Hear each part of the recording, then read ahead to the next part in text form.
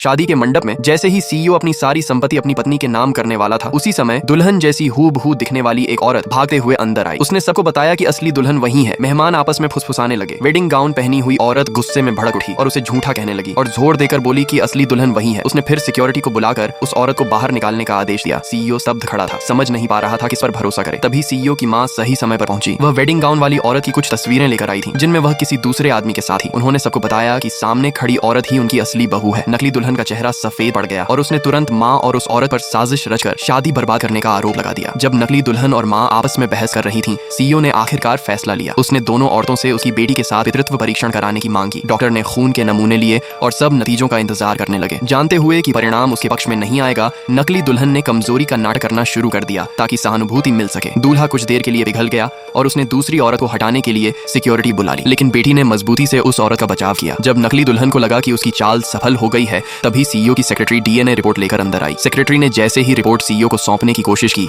नकली दुल्हन ने उसे छीन लिया और सबूत नष्ट करने की कोशिश करने लगी। चालाक छोटी बच्ची तुरंत आगे दौड़ी और रिपोर्ट उसके हाथों से छीन ली। सीईओ ने रिपोर्ट खोली, जिसमें साफ लिखा था कि नकली दुल्हन और बेटी का कोई जैविक रिश्ता नहीं है। सच सबके सामने आ गया। पता चला नकली दुल्हन को सीईओ के दुश्मन ने उसकी संपत्ति हड़पने के लिए भेजा था। सीईओ ने अपने स्टाफ को आदेश दिया कि नकली दुल्हन को अधिकारियों के हवाले कर दिया जाए। उसने अपनी असली पत्नी से माफी मांगी और पत्नी ने उसे माफ कर दिया। पूरा परिवार सदमे में था। आखिरकार परिवार फिर से खुशहाल होकर रहने लगा। नेक्स्ट पार्ट के लिए